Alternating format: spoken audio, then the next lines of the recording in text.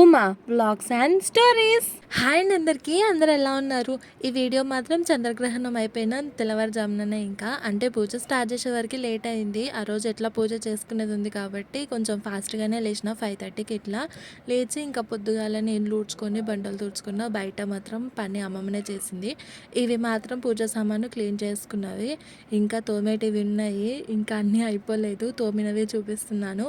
నేను ఈ పూజ సామాను ఈజీగా క్లీన్ చేసుకుంటా. ఎట్లా అంటే ఫస్ట్ నూనె సామాన్ అంటుకొని ఉంటుంది కదా పూజ సామాన్కి, అవి మొత్తము ఫస్ట్ ఒక పీస్తోనే క్లీన్ చేసుకుంటాను.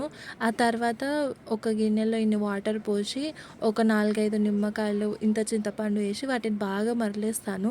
అవి మరుగుతున్న టైంలో ఈ పూజ సామాన్ కానీ మనం నూనె రుద్దుకొని అలా వేసేసినామంటే చాలా నీట్గా క్లీన్ అయిపోతుంది. మనం బయటికి తీసినాక మరీ ఫోర్స్ పెట్టాల్సిన అవసరం లేదు. ఒకవేళ ఎక్కువగా నూనె కానీ ఉంటే బాగా రుద్ది రుద్ది క్లీన్ చేసుకోవాలి, కానీ లేకపోతే ఫాస్ట్గా వచ్చేస్తుంది. దేవుడి అవి కింద ప్లేట్స్ పెట్టేటివి ఉంటాయి కదా దీపాంతల కింద, అవి మాత్రం ఫాస్ట్గానే పోయినాయి. ఇంకా ఇదే కొంచెం టైం పట్టింది. అగరబత్తులు పెట్టేది అది చిన్నగా ఉంది కదా, క్లీన్ చేయడానికి సరిగ్గా రావట్లేదు. అందులోకి వేడి నీళ్ళు పోయినాయి. భలే తిప్పలు అనిపించింది అదొకటే. మిగతా అన్నీ కొంచెం ఫాస్ట్గానే క్లీన్ చేసుకున్నాను. ఈ ట్రిక్ నేను ఇన్స్టాగ్రామ్లో చూసిన, అది కూడా ఎప్పుడో చూసింటి. ఒకవేళ నూనె సమర్గన బాగా ఉండి ఈ పీస్తోన పితాంబరంతోన కానీ క్లీన్ చేయడానికి రాకపోతే కొబ్బరి పీస్ ఉంటుంది కదా, దాంతోనే క్లీన్ చేస్తే ఫాస్ట్గా పోతుంది. ఇంతకుముందు నేను బాగా కొబ్బరి పీస్తో చేస్తుంటే, ఈసారి పెద్ద నూనె సామాన్ ఏమి అంటుకోలేదని ఇంకా నార్మల్గా క్లీన్ చేసేసుకున్నాను. ఇంకా పూజ సామాన్ అన్నీ కడుక్కున్న తర్వాత అవన్నీ ఒక పక్కన పెట్టేసుకొని ఇంకా పూజ రూమ్లో అయితే కూర్చున్నాను. ఫస్ట్ అన్ని ఫోటోలకి తీసేసి ఆడ ఉన్న సామాన్ అంతా తీసి బయట పెట్టేసుకున్నాను. దేవుని రూమ్ క్లీన్ చేసుకోవడానికి నాకు ఉన్న పాత బట్ట అయితే అస్సలకి నచ్చదు. ప్రతిసారి క్లీన్ చేసుకున్నప్పుడల్లా ఏదో కొత్త బట్ట పెట్టుకుంటాను. ఇంకా అందుకే ఈసారి నా చున్నీ చింపిన. ఆ డ్రెస్ పోయి 3 ఏళ్ళు అవుతుంది. 3 ఇయర్స్ ఆ చున్నీ అసలు ఏ డ్రెస్కి కూడా వాడకుండా అట్లే దాపెట్టింటి. ఇంక ఈసారి అయితే చింపేసినాను. నాకు తెలిసి మా అమ్మ చూస్తే తిడుతుందేమో. ఆల్రెడీ ఒకసారి చెప్తే అది చిన్నపిల్లలకి డ్రెస్ల కన్నా అవుతుంది కదా అన్నది, అశ్విత కన్నా వర్షిని కన్నా. ఇంకా లోపల ఉన్న దేవుని ఫోటోలు సామాన్ అంతా తీసి కింద పెట్టేసుకున్నాను. యాక్చువల్గా ఇంతకుముందు దేవుని ఫోటోలు నేను పైన హ్యాంగింగ్ లాగా చేసేసింటి. అంటే మీషోలో వాల్ స్టిక్కర్స్ ఉంటాయి కదా, అవి ఆర్డర్ పెట్టి నేను పైనకి పెట్టింటి దేవుళ్ళని. కింద ఉంటే నాకు ఎందుకో మంచిగా అనిపించలేదు. అందులో అప్పుడు అశ్విత బాగా చిన్నగా ఉండే కదా, అంతా సదురుతుంది దేవుడి ఫోటోలు తీస్తుంది అన్నట్టుగా నేను పైనకి పెట్టేసుకునింటి వాల్ స్టిక్కర్స్తో హ్యాంగ్ చేసి. కాకపోతే అవి ఎక్కువ రోజులు లేకున్నాయి. అవి అట్లా ఉండింటే చాలా మంచిగా అనిపిస్తుండే. ఇంకొక ఐడియా ఎలా వచ్చినదంటే, అవి రిమోట్కి పెట్టేటివి ఉంటాయి కదా, బాక్సెస్ లాగా మీషోలో ఉన్నాయి. అవి చూసింటి నేను. అవి కూడా వాల్స్కి ఇట్లనే హ్యాంగ్ చేసి ఇక్కడ టైల్స్కి అక్కడొకటి ఇక్కడొకటి పెట్టి వాటి మీద దీపాంతాలు పెడితే మంచిగా అనిపిస్తుండే అనుకున్నా. కాకపోతే అవి సెట్ కాదన్నారు మా హస్బెండ్. అంటే పూజ రూమ్లో టైల్స్ ఉన్నాయి కదా, ఆ టైల్స్కి మొల్లలు పెట్టాలి గదంతా కథ ఎందుకు వద్దులే అంటే ఇంకా నేను అట్లనే వదిలేసింటి. లేకపోతే అట్లా ఉండింటే ఇంకా చాలా మంచిగా అనిపిస్తుండే పూజా రూము. ఇంకా కింద బండకైతే మంచిగా పసుపు రాసేసిన, చిక్కగా పసుపు కలుపుకొని మొత్తం బండకి నీట్గా రాసేసుకుంటాను ఫస్ట్ అయితే. ఆ తర్వాత ఇంకా పైన టైల్స్కి దేవుడి ఫొటోస్ కన్నా కొంచెం హైట్ వరకు ఇట్లా మొత్తం గంధం పూసుకుంటాను. అట్లా గంధం పెట్టుకుంటే ఇల్లంతా ఇంత పాజిటివ్గా అనిపిస్తుందో, స్మెల్ కూడా అసలు చాలా మంచిగా అనిపిస్తుంది. అందుకే నేను ప్రతిసారి దేవుని పూజ కానీ చేసిందంటే కంపల్సరీగా టైల్స్కి గంధం పెడతాను. ఒకసారి మీరు ట్రై చేయండి, స్మెల్ చాలా మంచిగా అనిపిస్తుంది, ఇంట్లో పాజిటివ్గా అనిపిస్తుంది కూడా.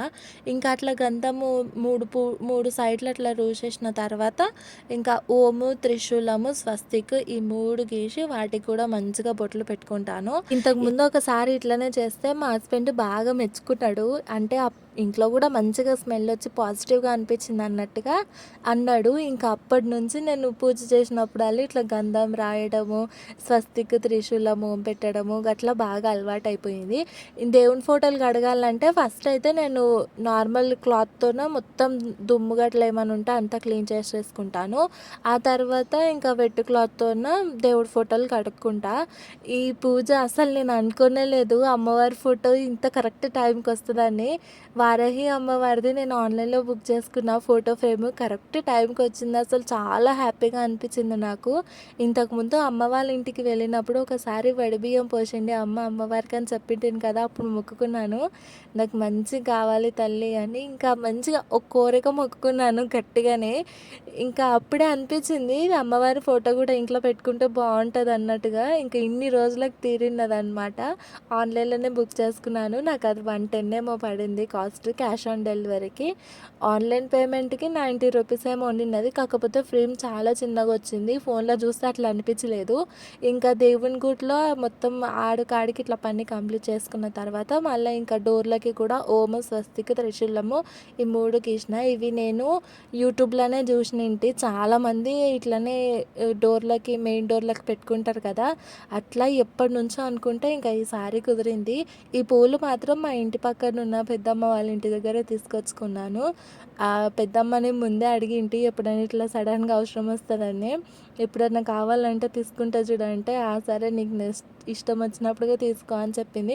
అవి అసలు ఏం పూలో కూడా తెలియదు నాకు. నార్మల్గా దేవుడికి పెట్టడానికి షో లాగా అయితే చాలా బాగుంటాయి, నెత్తికి పెట్టుకోవడానికి మాత్రం అస్సలు సెట్ కాదు. అవి తెంపిన తర్వాత కనీసం ఒక గంట సేపు కూడా అంత ఫ్రెష్గా ఉండడం కష్టమే, దెబ్బకు వాడిపోతాయి.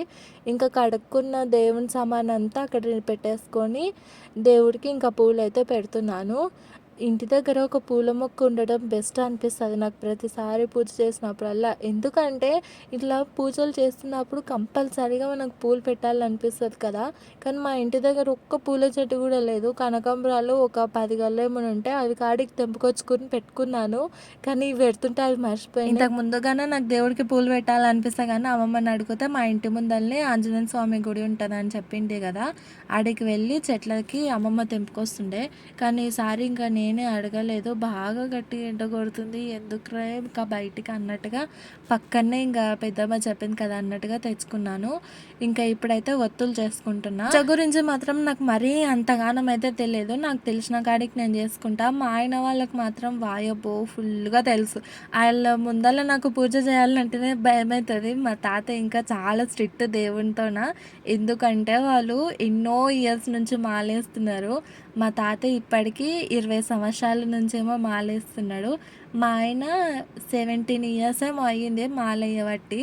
శివమాల వేస్తారు ప్రతి జనవరిలో ఇట్లా స్టార్ట్ అవుతుంది కదా, అంటే ఇంకా శివరాత్రికి ఒక 41 రోజు ముందు అన్నట్టుగా వేస్తారు. అర్ధమండలం మాత్రం మా తాత అప్పుడప్పుడు వేస్తాడు, కానీ మా ఆయన మాత్రం కంప్లీట్గా మాలేస్తాడు ఎప్పుడైనా సరే. అందుకే మా ఆయన ముందులో పూజ చేయాలంటే నాకు ఎందుకో భయం అవుతుంది. ఏమింత తప్పు అనిపించినా కంపల్సరీగా తిడతాడు, ఎంతమంది ఉన్నారని కూడా చూసుకోడు. ఇంకా మా ఆయన అప్పుడు లేకున్నాడు ఇంట్లో, ఏదో తోచినంతగా నాకు వచ్చినంతగా చేసుకుంటున్నా.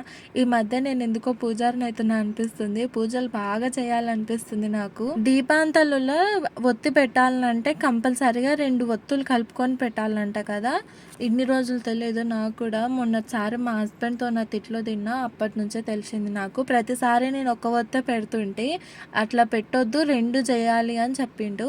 ఇంకా 2 ఒత్తులు కలిపి పెట్టుకున్నా. అది దీపాంతాల లోపలికి పెట్టడానికి చాలా ఇబ్బంది అవుతుంది. ఒక అగరబత్తిని వెనకాల చింపి ఆ పుల్లతోన లోపలికి కుచ్చుతాను ఒత్తిని, అప్పుడు మంచిగా వస్తుంది నాకు. ఇంకా తర్వాత దేవుని దీపం అయితే పెట్టేసుకుంటున్నాను. చాలా మంచిగా అనిపించింది, మస్తు పాజిటివ్గా అనిపిస్తుంది దేవునికి దీపం పెడితే. కాకపోతే అప్పుడు జర టైము లేట్గా అయినది, కొంచెం పొద్దుగాలే చేసుకోవాల్సింది ఉండే. ఇంకా అదో పని ఇదో పని ఇంట్లో అది ఇది చేసుకుంటూ ఉన్నప్పుడు పిల్లలతోనే కంపల్సరీగా ఇట్లా లేటే అవుతుంది. మరి ఇంత ఫాస్ట్గా లేచి చేసుకోవాలనుకున్నా కూడా, నేను 5:30కి లేచినా కూడా నాకు అంత టైం పట్టింది చూడండి. ఇంకా చిన్న చిన్న కనకాంబరాలు ఇంటి దగ్గర ఉన్నవి తెంపుకున్నా కదా, అది అట్లా పెట్టింటి దేవుడికి. ఇంకా అగరబత్తులు అయితే నాకు 5 కానీ కంపల్సరీగా పెట్టాలని అనిపిస్తుంది. మా హస్బెండ్ 2 పెడితే చాలు కదా అంటాడు ప్రతిసారి. నాకు ఎందుకు 5 అగరబత్తులు ఎక్కువగా పట్టుకోవడం నాకు ఇష్టము. అట్లా లాస్ట్ టైం నేను ఒక మిస్టేక్ చేసింటి పూజ చేసేటప్పుడు, అది మా పిన్ని చూసి చెప్పింది కాల్ చేసి. మరి ఇంకా నెక్స్ట్ టైం చేసుకోవద్దు అనుకున్నాను. ఏంటంటే తెలియక పూజ చేసుకునే టైంలోనే దేవుని దేవుని ఫోటోలు మార్చేటి అట్లా చేయొద్దని చెప్పింది. నేను గంట కొడుతున్నాను, మా ఓనికి భలే ఇదవుతుంది. చెల్లెలు వేస్తుందమ్మా గంట కొట్టకు అని అరుస్తున్నాడు వాడు. అందుకే ఫాస్ట్గా ఆపేసిన. నాకన్నా వాడికి ఎక్కువ ఆలోచన ఉంది చూడండి, వాళ్ళ చెల్లె పడుకుందని. ఇంకా చంద్రగ్రహణం అయిపోయిన తర్వాత కదా నేను పూజ చేసుకునేది. కంపల్సరీగా ఇట్లా టెంకాయ కొట్టాలంట ఇంట్లో. నాకు మా అమ్మ చెప్పింది అది. ఇంకా అమ్మమ్మని అడిగితే టెంకాయలు ఒక పీస్ అయితే తీసిచ్చింది. అమ్మమ్మ బాగా తీస్తుంది అప్ప, మాకైతే ఎవరికి అంతగానం రాదు. బాగా తిప్పల పడతాం మేము. అమ్మమ్మ ఫాస్ట్గానే తీసిస్తుంది. టెంకాయ కావాలంటే మాకు బయట పోయి కొనుక్కోవాల్సిన అవసరం ఏం లేదు. ఇంకా పూజ అయిపోయినాక వాడేమో సతాయిస్తున్నాడు. చెల్లెలు వేస్తుంది, ఊకే అరవకమ్మా గంట కొట్టకమ్మా అది ఇదని చెప్తున్నాడు. నేను ఏం చెయ్యను లేరా, బంద్ చేసినా కదరా అని చెప్తుంటే కూడా అరిపిస్తున్నాడు. యాక్చువల్గా ఇంట్లో చాక్లెట్స్ ఉన్నాయి, అది వాడి బాధ. 2 days నుంచి చాక్లెట్స్ ఇవ్వలేదు అని అప్పుడు గుర్తుకొచ్చి తనలాడిస్తున్నాడు. నాకైతే అక్కడి నుంచి అస్సలకి కదలబుద్ధి అయితే లేదు. మా దేవుని గుడిలో ఇది భగవద్గీత కనిపించింది నాకు. యాక్చువల్గా ఇది మా ఆయన నాకు చెప్పే బుక్ చేసినాడు. కాకపోతే అసలు ఇన్ని డేస్ నుంచి అది దాపెట్టినాడు మా హస్బెండ్. ఇప్పుడు నేను బయటికి తీసింటి. వీటితో పాటు మహాభారతం బుక్కులు కూడా 2, 3 ఉన్నాయి. ఇవన్నీ కలిపి మా ఆయనకి 2000 ఏమో పడినది కాస్ట్. కానీ ఇందులో భగవద్గీత ఒక్కటే చదివిండు ఆయన.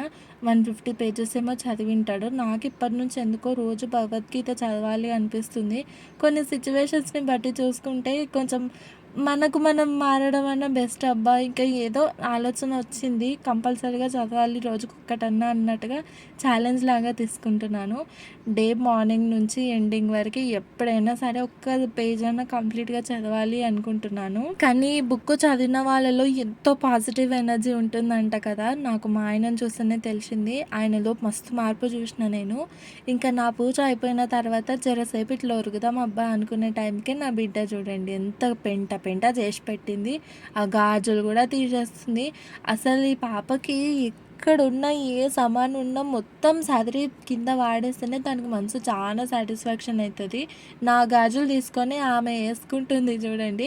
వాళ్ళ నాన్న చిట్టి పాదాలకి పాపకి చెప్పులు తీసుకొచ్చిండు. నాకు చాలా హ్యాపీగా అనిపించింది. అశ్వత్థామ రోజు చెప్పులు వేసుకొని బయటకు వెళ్తుంటే అది వాడి మొహం చూస్తుందని వాళ్ళ నాన్న ఉండలేక పాపకు కూడా చెప్పులు తీసుకొచ్చిండు. అవే 0 size అంట. అవి కూడా మళ్ళీ లూజ్ అయినాయేమో అని చూస్తున్నాడు. ఇంక ఉండంతి అని అనుకున్నాం మేమే. చెప్పులు వేసుకొని మొదట వేస్తుంటే దాని మోకాలు ఎత్తు లేపింది కాలు. పాపం దానికి తెలియదు కదా, నార్మల్గా నడవస్తలేదు సడన్గా. ఇంతేనండి వీడియో. వీడియో కన్నా నచ్చితే లైక్ చేయండి. మరిన్ని వీడియోస్ కోసం సబ్స్క్రైబ్ చేయండి. బాయ్.